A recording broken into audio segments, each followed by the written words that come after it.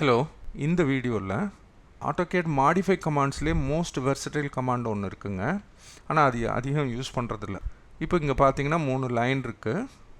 இந்த top most line வந்து ஒரு 30 யூனிட்ஸ் இருக்குது. அதுக்கு அடுத்து 20, அதுக்கு அடுத்து 10 யூனிட்ஸ் இருக்குது. இதை பார்த்த அடுத்த செகண்ட் நீங்கள் சொல்லுவீங்க இது கிரவுண்ட் எர்த்து சார் அப்படின்னு. ஆமாம், ஆனால் இது என்ன இருக்குன்னா எல்லாம் யூனிஃபார்மாக ஒரே லென்த் இல்லாமல் கொஞ்சம் நம்ம வந்துட்டு இந்த 2 சைட்லேயும் ட்ரிம் பண்ணியிருக்கோம். கரெக்டாக? இந்த சைடில் ஒரு 5, இந்த சைடில் ஒரு 5, அதுக்கப்புறம் இதில் ஒரு 10, இதில் ஒரு 10 ட்ரிம் பண்ணோன்னா இந்த மாதிரி ஒரு ஷேப் வரும். சொல்லிவிட்டேன் ஈஸியாக. அது எப்படி பண்ணுறது அப்படின்னா நிறைய மெத்தட் இருக்குது. அதில் ஒரு மெத்தட் நம்ம இப்போ சொல்ல போகிறோம். ஒரு 30 யூனிட்ஸ் இதை போட்டுக்கோங்க. அதுக்கடுத்து ஆஃப்செட் யூஸ் பண்ணுங்கள். ஆஃப்செட்டில் ஒரு முக்கியமான ஆப்ஷன் நம்ம சொல்ல போகிறோம், த்ரூ அப்படின்னு. வேல்யூ சொல்லலை, நல்லா கவனிங்க. இதை எடுத்து இதுக்கு நேராக ஆஃப்செட் பண்ண போகிறோம். எனக்கு என்ன வேல்யூன்னுலாம் தேவையில்லை, ஜஸ்ட் இது மாதிரி ஆஃப்செட் பண்ணிடும். இப்போ நமக்கு தெரியும் இந்த சேவ் கொண்டு வரணும்னா செகண்ட் லைனை நம்ம வந்து என்ன பண்ணோம், ட்ரிம் பண்ணோம். இந்த சைடு ஒரு 5 யூனிட்ஸ், அந்த அதர் சைடில் ஒரு 5 யூனிட். இது நிறைய அப்ரோச் இருக்குது. அதில் ஒன்று என்ன பண்ணுறோம், ரொம்ப ஈஸியஸ்ட் வே. இதை செலக்ட் பண்ணுங்கள். க்ரிப் இருக்கும். இந்த க்ரிப்பு வந்து இது நார்மலாக இந்த க்ரிப்பு வந்து செலக்ட் பண்ணாத வரைக்கும் ப்ளூ கலரில் இருக்கும். எப்போ இந்த க்ரிப்பை செலக்ட் பண்ணுறீங்களோ அப்போ ஹாட் க்ரிப்னு ஆகிடும், ரெட் கலரில் வரும். அதுக்கப்புறம் அந்த மவுஸை இந்த சைடு நீங்கள் டைரெக்ஷன் இந்த சைடு வச்சுட்டு எவ்வளோ ட்ரிம் பண்ணணும்னு நினைக்கிறீங்களோ அந்த வேல்யூ எழுதுங்க, 5. அதே மெத்தடை இங்கே ஃபாலோ பண்ணுங்கள். இதுலேயும் 5 அப்படின்னு எழுதுனீங்கன்னா இந்த பக்கம் நம்ம ஸ்ட்ரெச் பண்ணுறோம். இது ட்ரிம்முன்ற சொல்கிறத விட சரியான வார்த்தை என்னது, ஸ்ட்ரெச் பண்ணுறோம். இதில் 10 அப்படின்னு சொல்லுங்கள். அதான் இந்த சைடு 10 அப்படின்னு சொல்லுங்கள். எக்ஸலண்ட். நமக்கு தேவையான அந்த ஷேப் வந்துடுது.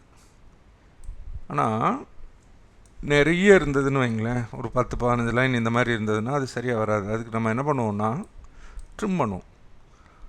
ட்ரிம் கமாண்ட் யூஸ் பண்ணால் நமக்கு என்ன வேணும், கட்டிங் எட்ஜ் இல்லாமல் ட்ரிம் பண்ண முடியாது. நீங்கள் டிஆர்னு கொடுங்களேன். டிஆர்னு கொடுத்தோன்னே என்ன கேட்போம், செலக்ட் கட்டிங் எட்ஜஸ்ன்னு கேட்போம். கட்டிங் எட்ஜ் இருந்தால் மட்டும்தான் நம்ம ட்ரிம் பண்ண முடியும். அப்போ இங்கே கட்டிங் எட்ஜே இல்லையே சார், நம்ம ஸ்கெட்ச் பண்ணோம், வேறு வழி இல்லை. இங்கேருந்து ஒரு 5 யூனிட்ஸு தள்ளி அந்த மாதிரி நம்ம ஒரு கட்டிங் எட்ஜ் பர்பெண்டிகுலராக போடணும். அதே தான் அந்த சைடும் பண்ணணும். புரியுது இல்லையா? அதுக்கு முதல்ல இன்னொரு கட்டிங் எட்ஜும் அதே அளவுக்கு தேவை. ஸோ ஆஃப்செட் பண்ணிக்கிறேன் 5 யூனிட். இந்த சைடை இப்படி ஒரு கட்டிங் எட்ஜ் கொடுத்துறேன். அண்ட் தென் மிரர் யூஸ் பண்ணுறேன். இதை ரெண்டையும் எடுத்துகிட்டு மிட் பாயிண்ட்லேருந்து மிரர் பண்ணிடுறேன். ஏன்னா இந்த கட்டிங் எட்ஜு 4 லைனை வச்சு தான் நான் அந்த ஷேப் க்ரியேட் பண்ணுவோம். டிஆர்னு சொல்கிறேன். கட்டிங் எட்ஜஸ் கேட்பான். இதை பூரா செலக்ட் பண்ணிடுறேன். இங்கே ஒரு கிளிக்கு, இங்கே ஒரு கிளிக்கு. அண்ட் தென் இங்கே இப்படி கிளிக் பண்ணோன்னே நமக்கு என்ன கிடச்சிருது, அந்த ஷேப் வந்துடும். தென் இந்த கட்டிங் எட்ஜஸ் எல்லாம் நீங்கள் எரேஸ் பண்ணிடணும். எரேஸ்ன்னு சொல்லிவிட்டு இதெல்லாம் கொடுத்தீங்கன்னா எரேஸ் ஆயிடும். எக்ஸலண்ட். இது மாதிரி 100 லைன் இருந்தாலும் நம்ம இந்த மாதிரி ட்ரிம் பண்ண முடியும். நமக்கு வேண்டியது என்னென்னா கட்டிங் எட்ஜஸ் இருந்தால் தான் ட்ரிம் பண்ண முடியும். சரி சார், இவ்வளோ லென்த்தியாக போகுது. அஸ் யூஷுவல் நம்ம என்ன பண்ணுறோம், இதுக்கு ஒரு ஷார்ட்கட்டாக ஒரு வழி வச்சுருக்கோம். இப்போ பாருங்களேன், நான் ஒரு கமாண்ட் எழுதுகிறேன். அந்த கமாண்ட் என்னென்னு நான் மறைச்சிட்றேன். கமாண்ட் லைனை ஹைட் பண்ணிவிட்டு அந்த கமாண்ட் எழுதுகிறேன். இப்போ பாருங்கள் சார், என்ன சார் பண்ணுறோம், ட்ரிம் பண்ணிகிட்ருக்கோம். ஆனால் கட்டிங் எட்ஜஸ் எதுவுமே இல்லை. ஒவ்வொரு கிளிக்குக்கும் ஒரு 5 யூனிட்டை ட்ரிம் பண்ணிக்கிட்டே இருக்கும். ஸ்ட்ரெச் பண்ணுறோம். புரியுது இல்லையா?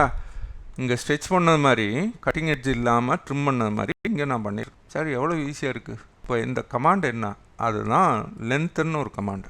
இந்த லென்த்தன் என்ன பண்ணிகிட்ருக்கு, ட்ரிம் பண்ணுது. சரி, அதே லென்த்தன் கமாண்டை நான் என்ன பண்ணுறேன் பாருங்கள். லென்த்தன், அதில் 4 ஆப்ஷன் இருக்குது. அதை தான் நான் அது ஒன்று யூஸ் பண்ணேன். லென்த்தனில் டெல்டான்ற ஆப்ஷனை யூஸ் பண்ணேன். இந்த டெல்டாவில் கொடுத்துட்டு என்ன பண்ணியிருக்கேன் பாருங்கள் சார், -5 யூனிட் அப்படின்னு கொடுத்துருக்கேன். நெகட்டிவ் வேல்யூ கொடுத்துருக்கேன். அதனால் என்ன ஆயிடுச்சு, ட்ரிம் பண்ணிச்சு. இந்த தடவை அதை பாசிட்டிவாக கொடுக்குறேன். கொடுத்த பிறகு நான் ஒரு கிளிக் பண்ணுறேன். என்ன ஆகுது, எக்ஸ்டெண்ட் ஆகுது. எக்ஸ்டெண்ட் பண்ணுறதுக்கு என்ன சார் வேணும், நார்மலாக எக்ஸ்டெண்ட் கமாண்ட் கொடுத்துருந்தேன்னா என்ன பண்ணும், பவுண்ட்ரி எட்ஜஸ்ன்னு கேட்டிருப்பான். இங்கே பாருங்களேன், EXன்னு கொடுக்குறேன். எக்ஸ்டெண்ட் பண்ணோம், பவுண்ட்ரி எட்ஜஸ், செலக்ட் பவுண்ட்ரி எட்ஜஸ்ன்னு கொடுத்துருப்பான். பவுண்ட்ரி எட்ஜஸ் இங்கே இதுவரையும் எக்ஸ்டெண்ட் பண்ணோம். ஸோ நான் என்ன பண்ணிடுறேன், இதுவரையும் ஒரு லைன் போட்டுறேன். அதே மாதிரி இந்த சைட்லேயும் இது வரைக்கும் ஒரு லைன் கொடுத்துறேன். இப்போ நீங்கள் என்ன பண்ணலாம், EXன்னு சொல்லுங்கள், எக்ஸ்டெண்ட். செலக்ட் பவுண்டரி எட்ஜஸ்ன்னு சொல்கிறோம். இதையும் செலக்ட் பண்ணிக்கோங்க.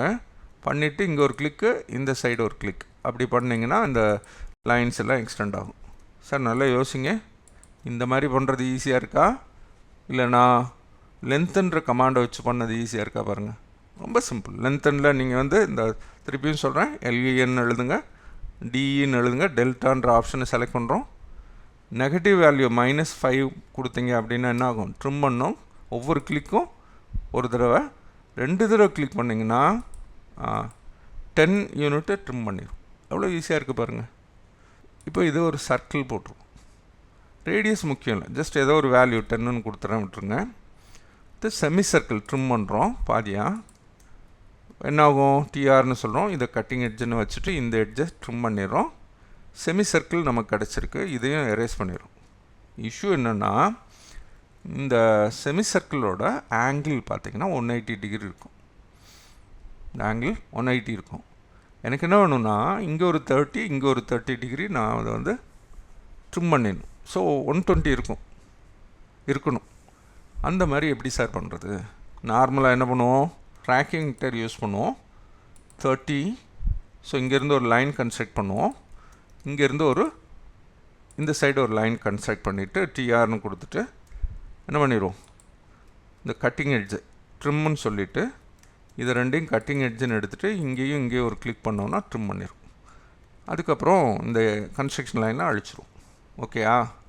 இந்த செமி சர்க்கிள் இருக்குது, அதை 180 டிகிரியாக இந்த சைடு 30, இந்த சைடு 30 ட்ரிம் பண்ணணும்.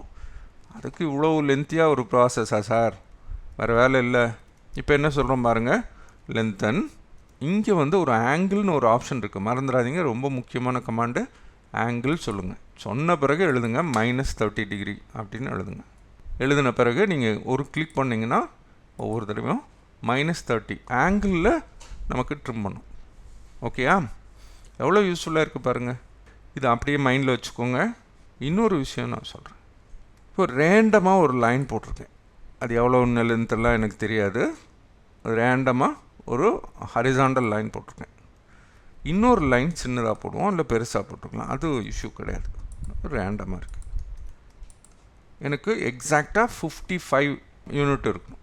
ஒவ்வொரு லைனும் 55 இருக்கும். லென்த்தை மெஷர் பண்ணி அதுக்கப்புறம் வந்து நம்ம என்ன சொல்கிறோம், சார் இது கொஞ்சம் எக்ஸ்ட்ரா இருக்குது 0.25, அதை நான் ட்ரிம் பண்ணோம். இது பார்த்திங்கன்னா என்ன இருக்குது, ரொம்ப லென்த்து கம்மியாக இருக்குது சார், 27.65 இருக்குது. இது பார்த்திங்க அப்படின்னா நிறைய இருக்குது. ஸோ இது வேணாலும் இருக்கட்டும், எக்ஸாக்டாக 50 கொண்டு வரணும்.